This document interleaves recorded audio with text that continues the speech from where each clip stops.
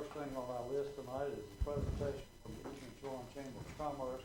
Susan Creed is with us. We usually do these updates with all the ones that we donations to year to year. So, Susan, it's your show. This is a little unwieldy. Good evening, and thank you for having me tonight. Is there a presentation? Corey? Trying to hold on. May have to go. I can do it without it. Yeah, you can. Yeah. I don't got it. Okay. The Edenton Chamber of Commerce, as you probably know, is a 501c6 nonprofit membership organization. I am the only full-time staff person, and there is one administrative assistant that supports 3 organizations. So in this building, we have tourism, the Economic Development Partnership, or the Edenton Partnership, and the Chamber, and that confuses people. They think we're all one. They think everybody is the Chamber, and so, you know, when somebody else messes up, they call me, but that rarely happens.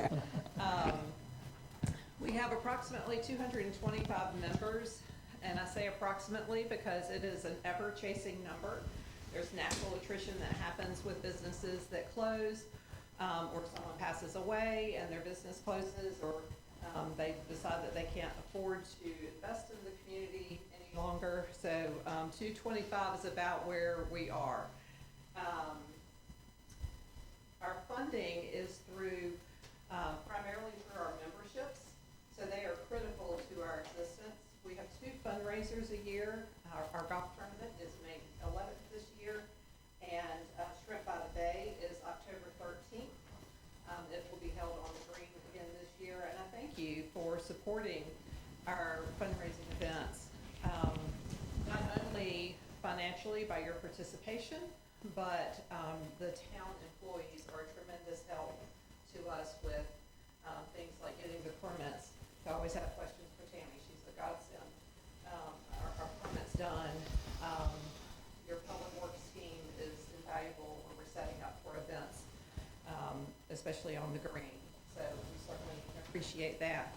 And then, of course, the town appropriation, and that is a huge piece of our revenue, and we thank you very much for your investment in us. The Chamber leadership this year, on our board, Elizabeth Hughes of Old Colony Smokehouse is our president. Ron Causey with Atlantic Tire is our president-elect. Bonnie Bond with Sykes and Company is our internal vice president. And Brian White at ECU Health Chowan Hospital is our external vice president.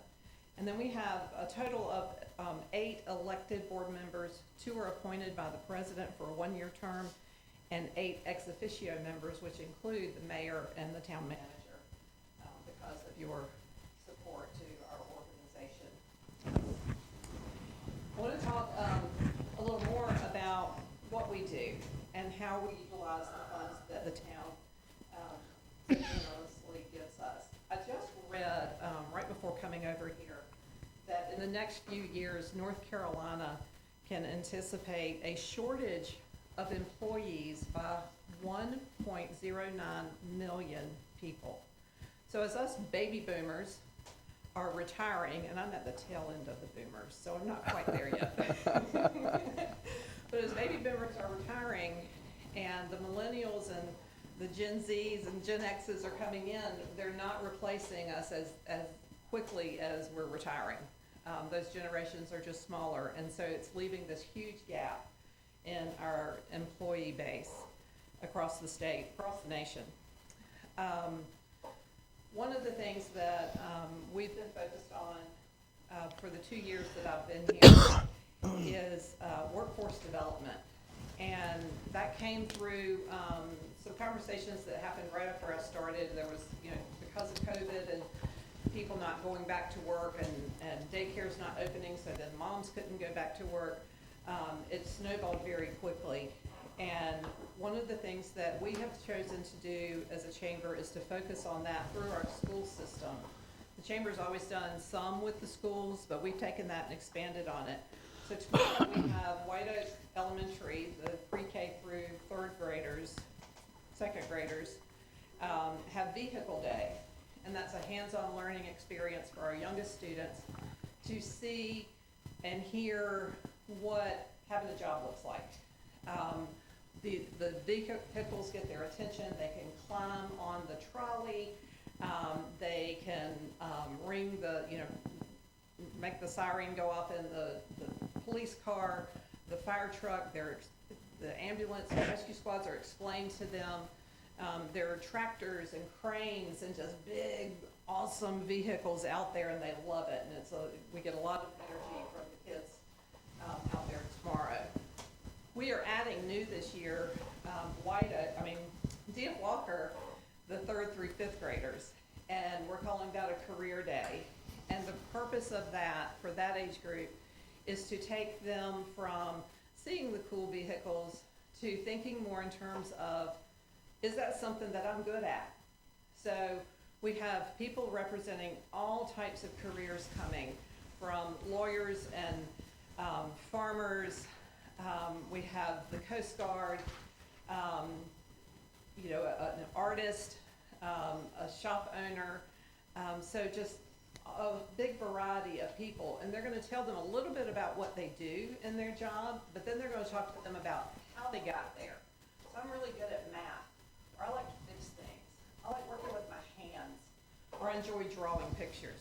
So on their level, talking to them about how you get to be what they are as an adult, and the classes that they need to take. This is something you can do right out of high school, or this is something that you have to go to college and beyond to become. So do you like school? Are you good at studying? Can you memorize things? So those conversations. So I'm excited to see how that all comes together tomorrow, and a little anxious, to be honest, but I think it's a great way to bridge that gap between the youngest elementary students and the middle school students. So this year at the middle school, we brought back Job Shadow Day, and we had a great day. There were only about 10 students this year, but we already have students talking about it for next year. So it's 8th graders that get to do it, and we had a good number of businesses that allowed them to come in and job shadow for the day, and they were so excited about it. We had one kid that wants to be a truck driver, and COA had him out there at the airport riding in a truck. He was so excited. We had an artist, Chris Ford, and the veterinarians are always so generous with their time. They do every opportunity that is given to them to come out and talk to the kids. They had a couple of kids in, as well as the hospital. So we couldn't thank them enough for participating in that. And then with our high school students, we're doing a couple of things. So we've really focused in with the CTE program, the Career and Technical Education program at the high school, on internships and hopefully eventually apprenticeships. So Josh Davenport does an amazing job with the high school, and we're working with them, trying to get businesses to take in interns so that every CTE student in John A. Holmes High School has an opportunity to participate in an internship their senior year in high school. We're also helping to host a career fair in May. There will be approximately 80 students that walk the stage at graduation that do not have a plan. They don't know what they're going to do the next day or the next month. They do not have a plan. They're not going to school. They're not going in the military. They don't know. So that is our target audience for that day. Certainly showcasing career opportunities to all of the seniors at John A. Holmes, but specifically having jobs that high school graduates can go right into from graduation. Can you tell that I'm excited about that piece of our work? Something that we brought back this year, and we haven't been doing it since COVID shut it down, is our networking events. So business after hours, and then we added a President's Club gathering for a higher level of our membership. And so we're excited to do that. That's one of the cornerstones of a Chamber of Commerce, is to bring people together for networking. And so we've held a couple of those, and we have a couple more scheduled. We are redoing our website, which has been an interesting experience, but it's time for it to be updated, and we're working with a company to do that. It will be much more interactive for our members, so we're looking forward to that. And then really focusing not just on recruiting members, but the retention of our members, and putting some measures in place for that. So on the slide that is not shown now are our community partnerships. And I rushed to get that to Corey on Friday. But we work hand in glove with tourism, with the Economic Development Partnership, the school system certainly, DDE, the Historic Commission, College of the Albemarle, and the Small Business Center. That is one of the best kept secrets, and it's a treasure. If there's any need for any learning, check with the Small Business Center, because they offer all of their programs for free. And then, of course, with the county and the town. Our board continues to volunteer for the steamers every summer, and we volunteer at the fair every fall, just as some of the give backs. We promote trash pickup, and have been sharing our tools and materials that we keep in stock here, with groups that have wanted to help clean up our exits on Highway 17 recently. And our board gets out and participates in that as well. So as we work with a focus on what's good for business, ultimately we want to continue to make an impact on the quality of life in Edenton and Chowan County. And we thank you for your investment. Are there any questions? Just one. In the past years, you utilized senior retired people to get to volunteer their time at certain businesses or schools. Do you still have a program where seniors that are retired, we have such a vast knowledge of seniors living around here, and I think many would like to get involved. Is there any kind of program where they can get into to help any of these businesses on a volunteer basis? There's not currently a program. There used to be years ago. I forget the name of it, but I was just wondering if and it fell under the auspices of the chamber. Okay, let's talk more about that. Because I know I have a lot of people out there bringing a wealth of knowledge to this town. Another question I had too, what do you attribute your high number of presidential members? I've never, you've got quite a few people that belong to that category. Yeah. That's good. So I think part of it is that I've really worked on putting a focus on them when I can, to highlight them. In the e-newsletter, they're listed. We've put them in our booth at the fair, just a display of them. Keeple House Christmas tree was all about the President's Club members. That's good. So, and then we've added the gatherings for them as well. So where do you see the employment opportunities in Edenton, Chowan County for high school graduates? Where do I see them? I would say in our manufacturing companies primarily, for a career path. And COA offers so many certifications that they can get even prior to graduation. Josh Davenport and Tracy White with the high school are really focused on that and making sure that the kids are prepared to take a next step. Not everybody is embracing that. The students aren't always jumping on that. So that's why we're working very hard with the businesses to share that information. Come work for us and you could make $50,000 a year. Get your welding certification and you can make even more. Coast Guard base is always hiring welders. It's amazing. And they start at $15 an hour. So, but I would say primarily manufacturing for walking right out of high school without certification. Susan, I'm sorry, Sambo, has there been any sense from COA that with all the improvements that are going on at DF Walker, that they might increase their visibility and programs here in town at the Edenton Chowan campus? Have you any sense at all for that?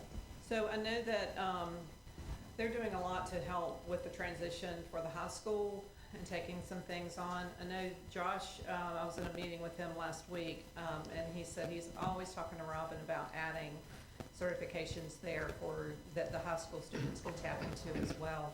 I don't know specifics about what they're adding. He would love for her to add a welding program, but the challenge is getting teachers. Yeah. They're always looking for, talking about the older population, Yeah. Craig, and the knowledge, they're always looking for people to come in and teach those classes. But one exciting thing I saw last week at the high school was, you know, we used to have woodworking shop, right? And they would make, the kids would make birdhouses and different things. They've changed that to carpentry. So it is a construction class. It is reading a tape measure. The guys that were there from Albemarle Boats were ecstatic to see that. That's one of the first tests they give someone who's trying to apply for a job. Can you read this tape measure? If you can't, you're out. And it's amazing It's how sad. many Yeah. can. Yeah. So, Just a quick question. I think that we're all have really enjoyed watching what you've done and what a good job you've done and how you're supporting the community, and just cheers to a great job. thank you. Good job. Okay. Thank you very much. Anybody else? Any questions for Susan? Well, thank you, Susan, so very much. It was very informative to us. And I can't imagine kids in high school now not taking advantage of COA and what they can do through COA. They can graduate with a degree. And I just can't imagine a kid Yeah. now not taking advantage of that. But again, thank you so much for what you do. Thank you. Okay.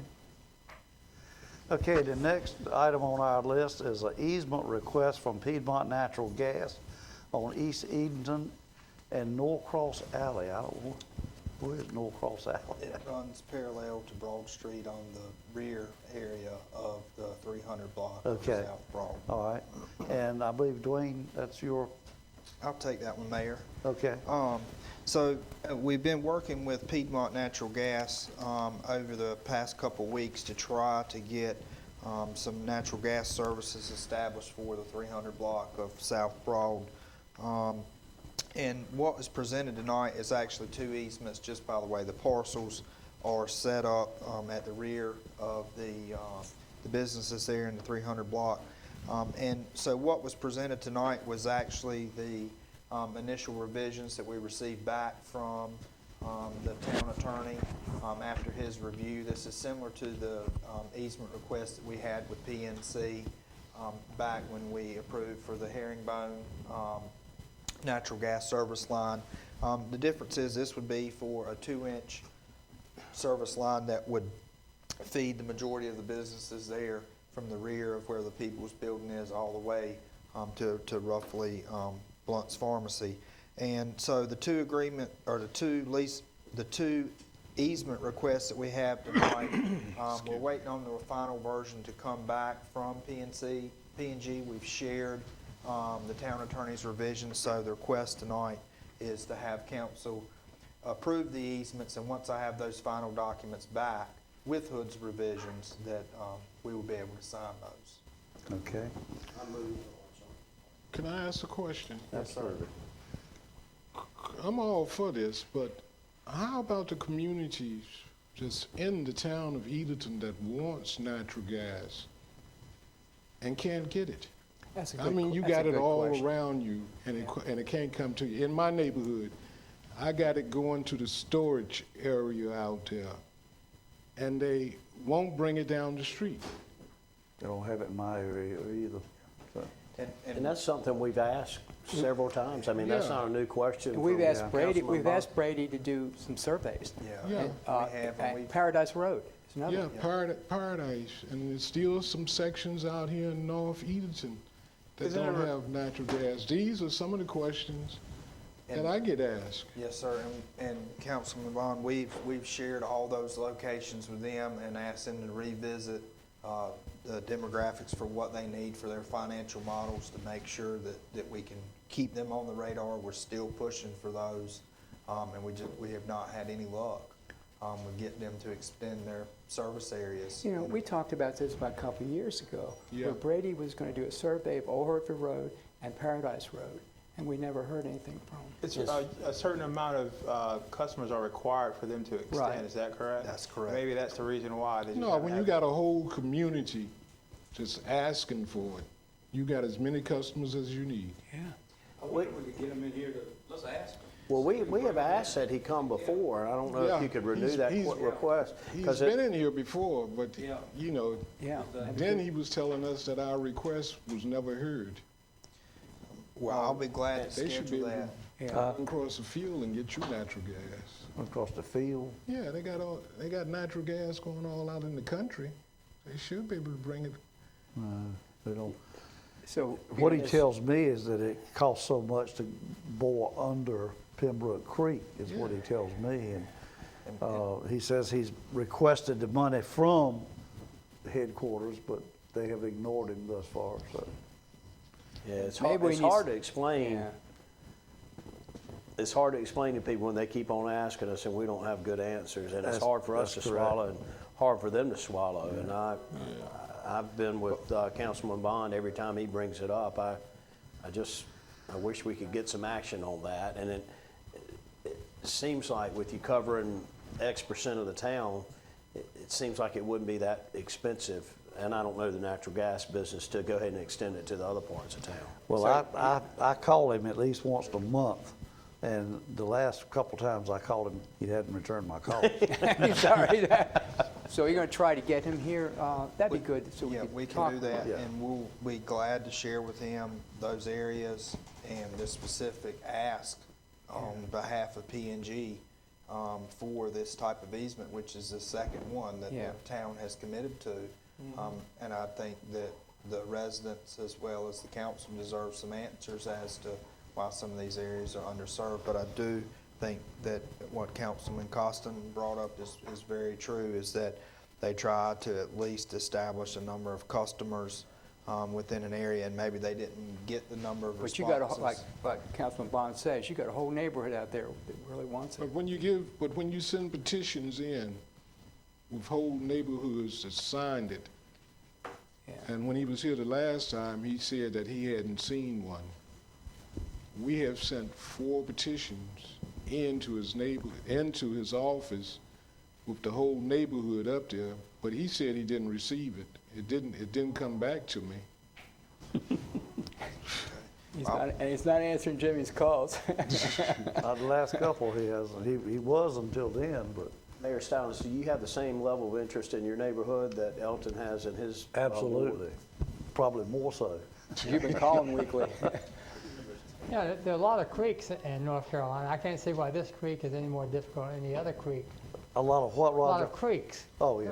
I mean, they seem to cross other creeks other than this one. And this one, they keep throwing that up, and it doesn't make sense. It's a small piece of water. And to kind of clarify on that, when we did meet with Brady about this, so the actual extension would start near South Mosley and then have to run all the way past the marina and then the bore.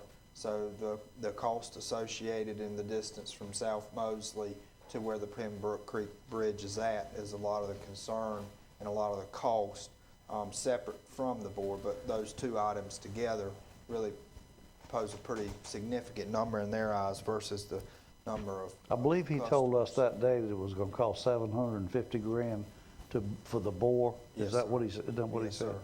Yeah, but he told us something like that too, but we've got natural gas going all the way to Gates County, all the way down to Arrowhead Beach, and he was telling us that we had to go across 2 fields to get to us.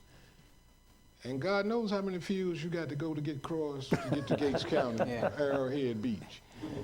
Down the base going out in Yorpin and all that. There's nothing but, Edenton was a farm town, so we ain't got nothing but fields here. Do they have it at Arrowhead Beach? I don't know. I don't know. Somebody said it was down there. I don't know. I haven't been that way in years. You'll let us know when you can get him here? Yes. Great. So what are we gonna do about this request? Are we gonna, We had a motion. We were getting ready to. Okay. Yeah, I asked the question, second the motion. Okay, we have a motion and a second. Any further discussion? Does this take gas to the Hotel Hinton, or do they already have gas service? Th- It's there's- by there. I'm sure they haven't that's attached it where- yet, but it goes by there. I That's know. where the Norcross Alley piece, so that would extend all the way roughly to the alleyway between Blunt's Pharmacy and the hotel property. But we're not doing this solely for them, right? No, sir. I just want to make sure of that. Okay, any further discussion? If not, all those in favor of the motion, please signify by saying aye. Aye. Opposed? Motion carried. All right, the next is the North Carolina Forest Service Financial Assistance Award. And Dwayne, I believe that's you. I jumped the gun on you before. It's fine. Good afternoon. This is a central tree inventory and tree canopy cover assessment program. It's a grant. I think everybody has the paperwork. $2,200 and $2,250 will go towards the sample tree inventory. What this does is basically build upon the tree canopy assessment that the town received, and I believe we're only one of 5 or 6 municipalities that received this grant. So hopefully this is a stepping stone to bigger grants in the future. So we're just trying to keep Edenton's name on the North Carolina Forest Service radar. Keep applying for some of these small ones to lead to that big one. So just ask for it to be passed tonight so we can move forward with the grant and working with Planet Geo and then the North Carolina Forest Service. Being a tree city, does that help us? That helps us Award greatly. recipients. That's one of the big things. This year we were able to receive the Growth Award because we did get the tree canopy assessment. I believe it was the first one the town of Edenton has seen in 43 years of being a tree city. So it was a big deal. So this will lead us to get another Growth Award for this 2023 year. And this is zero cost to us. That's what I That's was right. getting ready That's to what we all ask. like. Yeah. And Sounds one good. thing to note here also, Dwayne and I had spoke about this, is that, historically, the town, and particularly the Public Works Department, has had a tree inventory like this performed before. So we'll be able to update some of that, but one of the things, particularly when we talk about the interests of the community, this should help us with some of the identifications for the crepe myrtle issues. I know that Dwayne had shared that with the Forestry Service, with some of the black scale issues that we're trying to work through for last year. So hopefully this will kind of help us identify where those town trees are, the ones that are affected by that type of growth problem, and then help us try to figure out, what to do to remedy it. And this one is action required, so any further questions for Dwayne or Corey on this? I make a motion, we authorize. Second. We have a motion and a second. Any further discussion? Hearing none, all those in favor of the motion, please signify by saying aye. Aye. Opposed? Motion carried. And the next is the nomination of the Golden Franks and Ruth Holly Franks house on 122 Peterson Street. And Dwayne, that's you as well. Yes, sir. On June 8th, State Historic Preservation Office is going to meet to go over the historical significance of this house and add it to the National Register. Tonight, basically, is just getting your comments of anything I could put down to send back to the state to meet state and federal requirements for recognizing it as a national landmark. On the May 8th Preservation Commission meeting, there will be opportunity for public comment. But this is basically the council's time to really talk about it. In your packet, you'll see everything that will be added to the National Register. And I know whoever put it in before was before me, so I'm just having to be the relay person to hopefully get the public comment and get it back to the state in time. We got a 60-day window, so just wanted to have any opportunity for council comment. Any questions or comments at this point? So they'll restore the house as well, is that correct? Okay. I was impressed by the amount of work they got in putting something on that much work, right? I just Samuel, you deal with this all the time, but that is a massive amount of detailed work to put together. Get one house. That's why it's better to do a district. You do the whole thing. You create a district, then you're automatically part of the district. Okay. And you So- get tax credits and all those. I mean, that's why expanding that district's always good. Any other questions or comments? There's no action that we need to take at this time. Okay, thank you, Dwayne. Thanks, sir. Well, you can stand right there. You get, the next one's yours as well. We have a proclamation for 2023 Arbor Day celebration, and Dwayne, that's you as well. Yes, sir. So to be recognized as Tree City, one of the things town council has to do is the mayor has to read the proclamation for Arbor Day. This year, the Arbor Day celebration will be this coming up Friday at 10 a.m. on 100, 101, and 111 East Carteret Street, on street side, so it'll be street trees. We're this year, the tree committee identified that as the area that would be beneficial to the North Edenton, hopefully to expand that here into the future.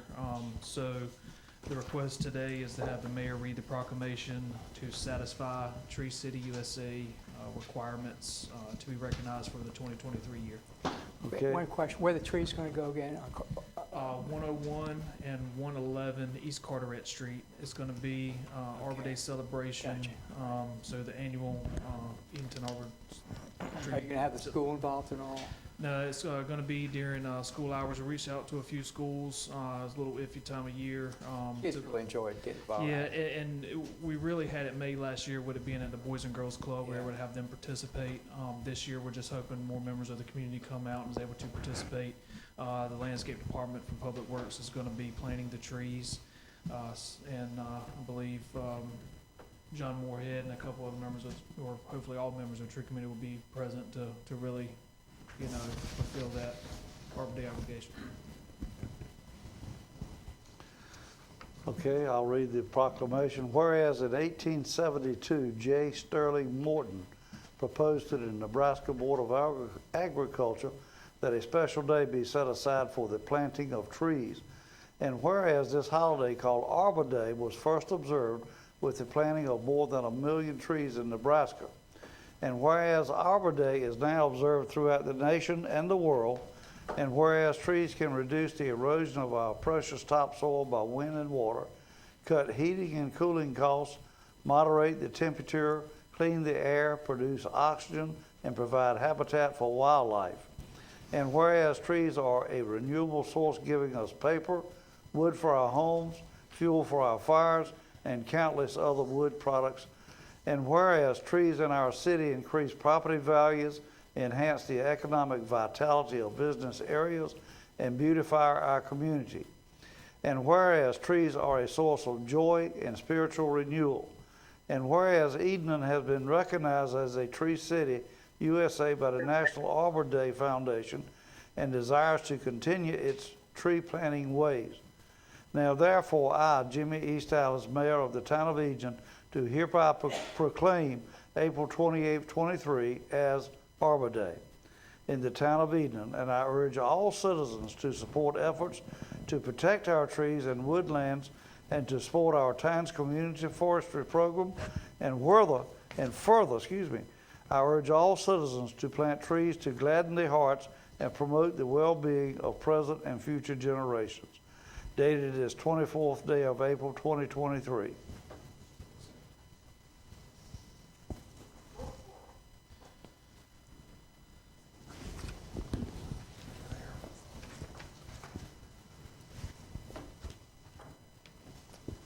Okay, now we'll move into our committee meetings. And first on the list is the Administrative Committee, and that's chaired by Councilman High. Thank you, Mayor Stallings. We have 3 items to report on tonight. The first item is our review, annual review of our renewal of our health insurance program. And Corey, do we have someone available, Ms. Goodman, to review that for us? We do. So Representative Lynn Goodman will be joining us and to go through the renewal presentation on behalf of One Digital, which is formerly the Soren Group, who help us each year with our medical, dental, and life insurance renewals. And the only thing that's really changed is we have a different name we're dealing with now, the same group of talented workers that we've had before to help us with this. Tammy and I went through this last week to try to debrief and kind of get an update, but we also wanted Lynn to share that with council and the public. And if we, like what we hear, the action tonight would be just to move it to full council for Yes. a formal vote, is that correct? That's correct. When does that become effective? Yeah. July 1st. July 1, okay. Tammy, can everyone hear me? Yes, we can. And can they see my screen?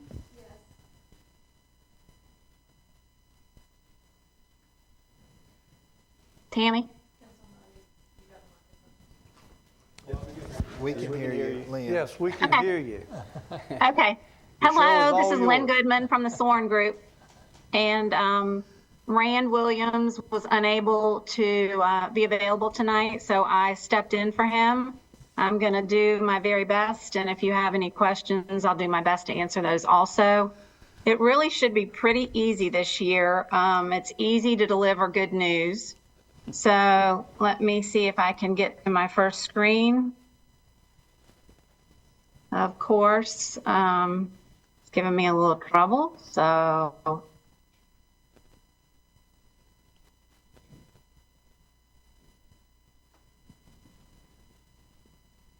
Let me try again.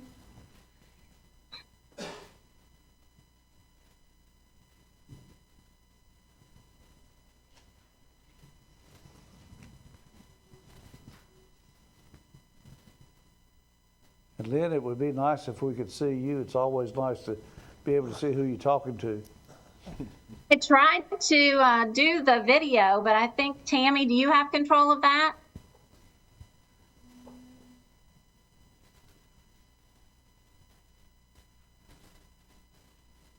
I'm sorry, guys, I'm having a little trouble.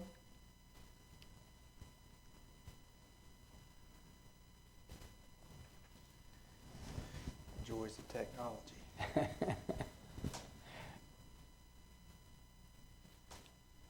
All right, let me do it this way. Can everyone see? Yes.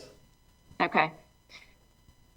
We're just going to go over the medical information and the ancillary information. As Corey mentioned, I went over this with he and Tammy about a week ago. And the July 1 renewal that came in via Cigna came in at 8.5%. We went back to them. We felt that that was too high based on the claims, and they agreed to renew at 4%. And they also offered to give you an $11,000 guaranteed surplus that will be a credit on your October 2023 invoice. So taking that $11,000 into account, the net renewal adjustment is 2.9%. The increase in the annual employer cost is going to be about $1,885 for the year, which is great news. I think last year it was close to 8%, and the 2 years prior to that, we were in double digits. So this is looking good. The dental renewal with Cigna came in at a 4.5% rate increase. We were not able to negotiate that down anymore based on the usage. That totals, actually that's a total number, that 1818. It's going to cost the city or the town about $1,159 a year. That 1818 takes into effect the people that are paying for spouses, children, and dependents. Cigna also has a new policy that they're not going to send out any ID cards anymore. It's all going to be done on the app on the phone. And we told them that we would like to have ID cards. So they agreed to let us have new ID cards again this year. And all of our ancillary lines received a 0% rate increase. So the life insurance, the accident, the cancer, critical illness, and short-term disability programs all received a 0% rate increase. I dropped a lot of slides in here with some reporting from Cigna, but I'm going to go over them pretty quickly. If you do have questions, let me know. This shows the claims paid out over the last 12 months, and it shows what they expected the claims to be and what they actually were. And you're running at an 85.8% rate or ratio. Anything under 100 is great. So that's why the renewal is so low. The next page talks about the high cost claimants. So these are claimants that had claims exceeding $10,000. There's some diagnosis information on some of them. The others, they left that blank. And when I reached out to them to see if they could give me more information, they were not able to get it to me in time for this meeting. It looks like the highest claimant has been terminated and is no longer on the coverage. And then you can see the amounts of the other claims, 63,000 down to 10,851. This is some drug information. It's good news that more people are using generic drugs, and that's going to save you money also. That second bullet says that the norm is about 92%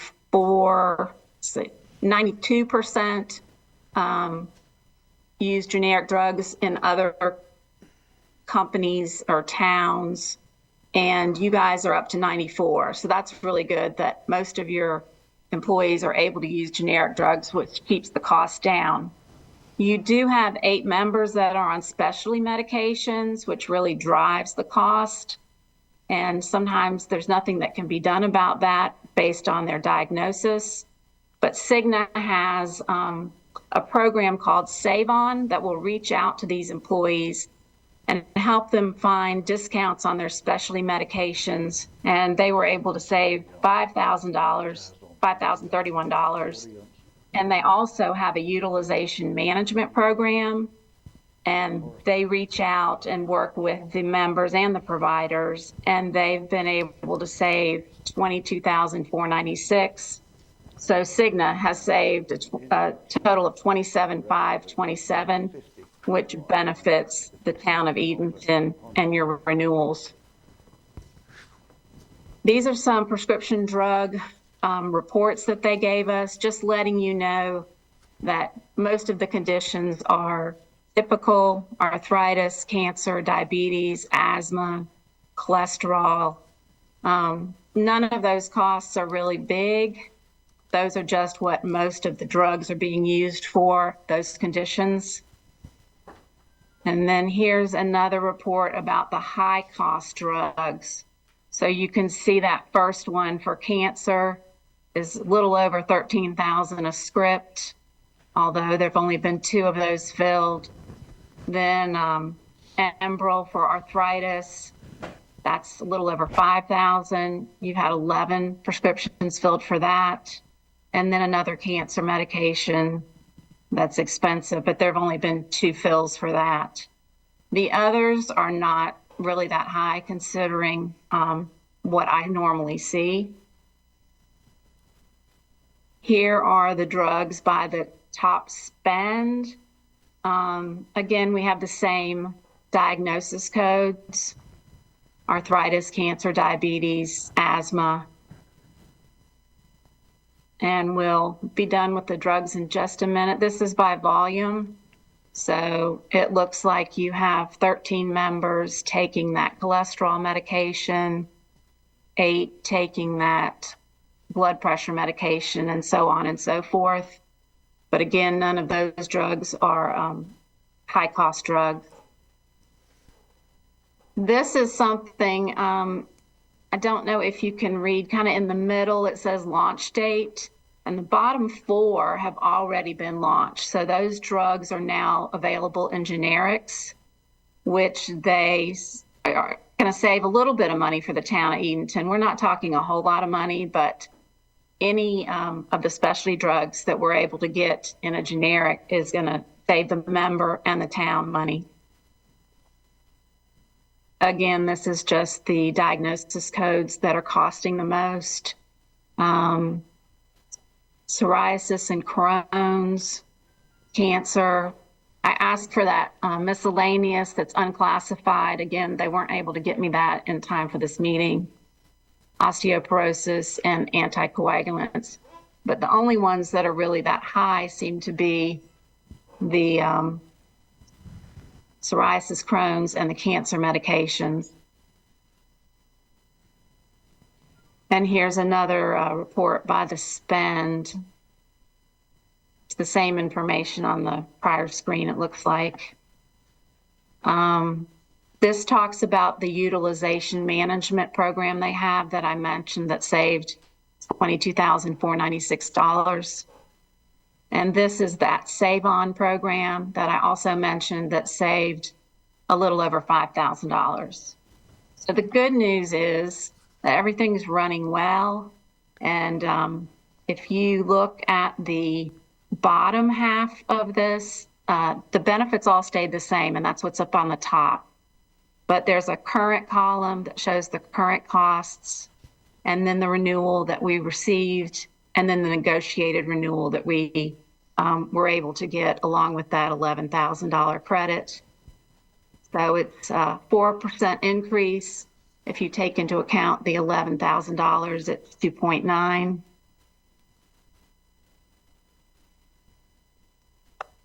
And down here, let me go back. It shows the per pay cost for the employees. So if somebody covers an employee's spouse, looks like it's going to be about $9 more per pay period. If they cover children, it looks like it's going to be about $2 more per pay period. And then if they cover a spouse and children and have family coverage, that looks like about $9, which is much better than previous renewals. This is just a summary of the ancillary lines of coverage. The Cigna has a 4.5% increase. The Guardian Life and Accidental Death and Dismemberment, 0. The Voluntary Life and Accidental Death and Dismemberment, 0. Accident, 0. Short-term disability, cancer, and critical illness, all 0%. Let me get to my next screen. This is the dental information, and we have that with Cigna. The benefits also stayed the same with this, and the premium went up about 4.5% overall. Since the town of Edenton pays for the employee-only cost for all of the employees, that increase is a little bit less. When I calculated it, it was about 4.3%. And that is going to cost $1,818 more a year. So if we take the medical plus the dental increase of what it's going to cost the town of Edenton, we're right around a little over $3,000 a year. The rest of the screens are mostly informational. This just shows you the life and AD&D benefits, $10,000 for the employees, and then they can purchase additional voluntary life. The accidental plan that they can get, the short-term disability that's offered, critical illness and cancer, and all of those had the same rate, so no rate change on that. Does anyone have any questions about the renewals? Everybody's shaking their head. One more time? Yeah, we're just shaking our head. Shaking our No, head. thank you for the good news. Oh, yes. See, that was Last couple of easy. years. Corey, Yeah. what percentage of our employees take advantage of this program? What percentage of our employees take advantage of the health and dental program? Everybody, or? I would say. I would, almost everybody, Yeah. if they're not on That's what I was Medicare. thinking. It's a great. And like you said, for us to only see these small incremental increases this year versus the last 2 years is some really good work from the One Digital team as well as Tammy to try to get what we could back to the table for Virginia to help prepare her July 1 budget. So I guess after our May 9th meeting, there would be an open enrollment period for folks to make any changes that are needed, and hopefully those changes would reflect our July 1 budget for anything on the town's behalf. And there are 86 employees that are on the medical plan currently. Okay, do we have any more questions from Ms. Goodman? Having heard from Corey and Ms. Goodman, I would recommend that we move this to full council to put it up for a formal vote. Thank you, Ms. Goodman. Thank you. You're welcome. Thank you. See you later. Bye-bye. The second matter for discussion from the Administrative Committee, Mayor Stallings, is a review of our town council meeting procedures. It's been since 2015 that we've had a review of those procedures, and I'm going to hand it over to Corey Gooden for a report on those procedures. Thank you, Councilman High. If you remember, back on the 27th of March, the town council decided to table this because the large majority of us were at the National Main Street Conference and were unable to participate in this discussion. So as requested, I did put this back for the Administrative Committee to review. In your packet, there were some items that had been suggested in the notes, particularly with 2 revisions near the end of the document that we already take into account, which my notes are not showing my comments, and then one that we had discussed changing from our February special meeting that we had around the public comment period, and if we were interested in adding any location requirements to that. All those were included in the packet, and one particular thing also that was brought up about the public comment was to consider revisiting that as far as its placement on the agenda for our full council meetings. So that's kind of the update I have. Those revisions were shared in the packet, and so whatever council decides to add or not add will be up to the group. Try to bring up my digital copy of that. Is that going to be forwarded to the council? Is that going to be forwarded to the council? I got it. Yeah. So, thank you. When we look at page 3 of our meeting procedures, one of the comments was that we revisit the item for public comment. Let's see here. And the placement, currently that's placed second to last for our typical order of business. That's item number 5. And then also, one of the things that we had discussed before was, do we want to limit that to residents of the town and county only? I know that was brought to my attention during the month of March.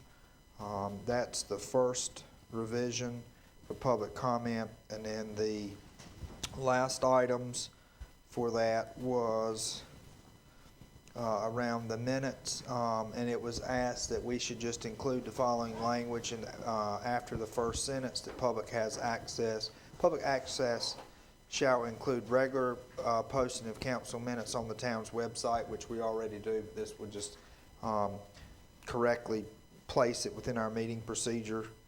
And then the last item is that we add an additional item between items 27 and 28, and it should read, in addition to publishing meeting notices for the town of Edenton's website, that the website shall include information for online viewing of meetings, for those unable to attend in person.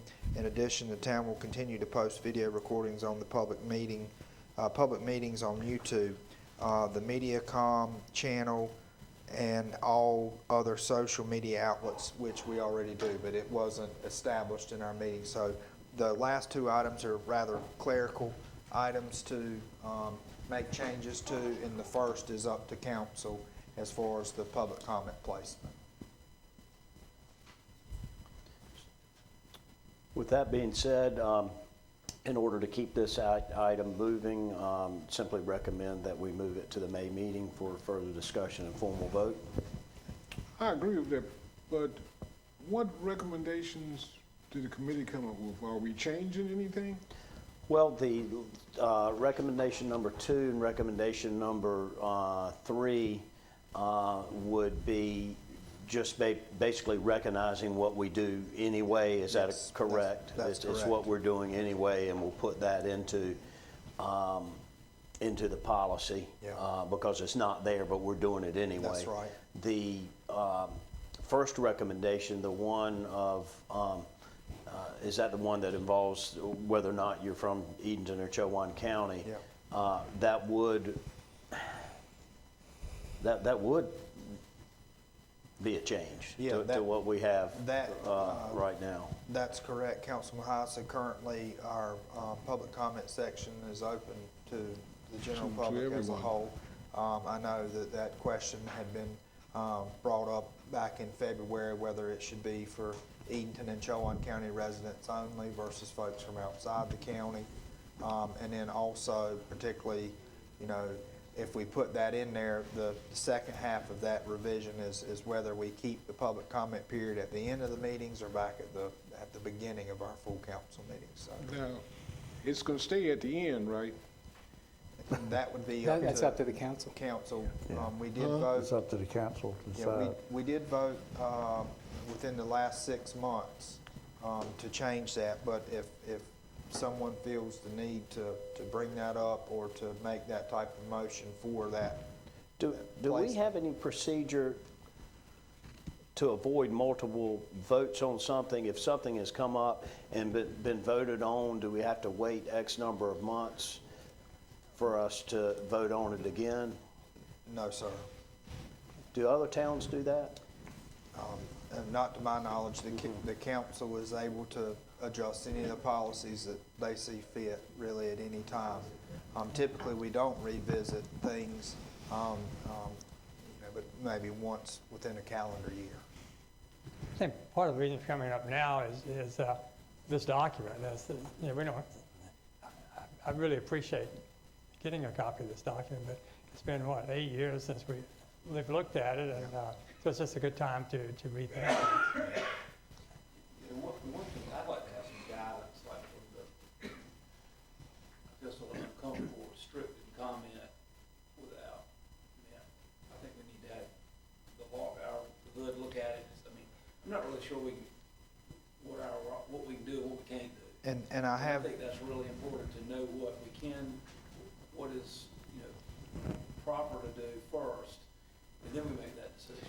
and I do have that information I'll be glad to share with the council when considering that. I did ask that question back in February with Hood. I don't remember the response, but I can share that with council as well on what the town attorney advised us as far as, should someone be from a particular location to speak at public comment. There wouldn't be any problem providing that to us within the next day or two. I can do that. And certainly well in advance of our Yep. May meeting. Yep. And without putting forth a recommendation of what we do and don't do, I think the administrative committee's recommendation is just push it forward for further discussion and vote in May. Is that fair enough, That's fair. Councilman Bond? That's fair.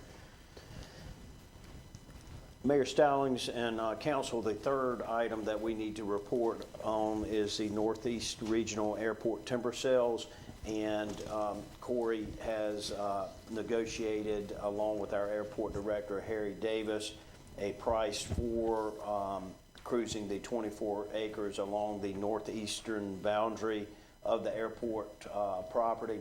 I'm going to turn it over to Corey for his report, and we need to decide whether or not we accept the price that has been negotiated. And the next step, Corey, would be a budget amendment to accept these funds, and would that be at our regular meeting in May? Yes, that's correct. Okay. Corey, with that being said, we'll ask you to give us a report on how it came about receiving this bid for the timber cruise. All right, well, thank you, Councilman High. So Harry did meet with Joe Davidson from Neal and Associates. If you remember, those were the timber cruisers that we worked with last time with some of the logging that was taking place at the airport. The 24 acres is the parcel that's between the abandoned runway where the COA truck driving school is, as well as the property boundary between the airport and WAF Construction. We've already reached out to them to share with them some of our interest in doing that, which Stephanie was fine with. The two documents that were presented tonight is particularly a per unit agreement, as well as let's see, there's a per unit agreement and per unit clear cut contract. One is with the timber cruiser, one is with the logging company. In this per unit agreement, this would represent a 10% commission for Neal and Associates, and then the per unit pricing agreement that we have with the timber products, the tonnages, the price per ton was included there. Initial estimates for this, they were unable to actually go into the property and actually cruise the timber like we typically have saw. So that's how this type of agreement came forward. But initial estimates from Neal and Associates is that this should be between $9,000 and $12,000 in revenue for the airport. And once we know the number of trucks, which I will request an official scale ticket from the mill that they're sent to validate whatever pricing was afforded to the town. That's when we would get paid, and Virginia would draft that budget amendment for the airport to receive those funds. I do recommend that council consider this, and that, you know, it is my recommendation the administrative committee make the recommendation that it's pushed to full council. And Corey, in your former professional life, you're very familiar with this industry, are you not? Yes, sir, and I am comfortable with the pricing for what I see. That's appropriate pricing. Corey, is this for the safety of the airport or expansion of the airport? Does trees need to come down? This is some cleanup, some area that is starting to get in decline. If we don't go ahead and do something to actually cut there, I think that the value of what's there is actually going to be heading down. So I mean, it's the right time to, you know, remove these before they start to deteriorate. Does that come to the range by any chance? No, it does not. And no complaints from the church regarding? And just to be clear, I mean, I guess one of the most things I get the most comments about is all the timbering on, you know, Base Road. And this is not connected with any of that. No, it's not. And really, when we glad you spoke pointed that with Harry about this, if you remember, last year we did have 2 incidents where wildlife actually was struck by planes on the takeoff, and then one from the landing. So for us, from a wildlife standpoint, you don't want the two parties together. The thought is we will have 24 acres less habitat for that wildlife to venture closer to the runway. Is Yes. that what you're saying? No Yes. home for the no habitat for the animals. It might be interesting for me to tell you that why Corey and I were chuckling right then, and the reason that they're not doing a formal timber cruise on it is they started in there to do that, and they saw one of the largest snakes they had ever seen. Okay. So they decided they weren't going to cruise it. Didn't have you see any That's a grizzly good bears, reason. did they? I'm sorry? Did you see any grizzly bears? Not grizzly, but black bears? I think it was a no-shouldered bear. No, sure, okay. Okay, thank you, Corey, for that report. And if there are no more questions, the Administrative Council Committee will just ask that that be moved forward to our May meeting for us to approve both of those contracts. Thank you, Corey. Okay, thank you. Thank you, Mayor Stiles. Thank That you, sir. concludes our reports and our portion of the meeting. Appreciate it. Okay, and the next and final thing on our agenda is the Public Works Committee, and that is chaired by Councilman Miller. Mayor, we only have one item of business, and that's the cemetery ordinance revision. Mayor, the town manager, public works director, and cemetery staff have reviewed the existing Beaver Hill and Vine Oak cemetery ordinances with the intention to create better language to help provide clarity in what items of remembrance can be placed at the cemetery plots. It appears many of the remembrance items currently placed on the headstones are creating an increase of unsightly trash, which in turn creates a massive cleanup task for our town employees. A large number of the remembrance items are either damaged because of the weather or the items are not being properly affixed to the headstones. A revision in the cemetery ordinance language would better define rules about items of remembrance and their proper placement. Mayor, I'd like to forward this ordinance language recommendation to full council. Okay. All right, that concludes our agenda for the evening. We are dismissed.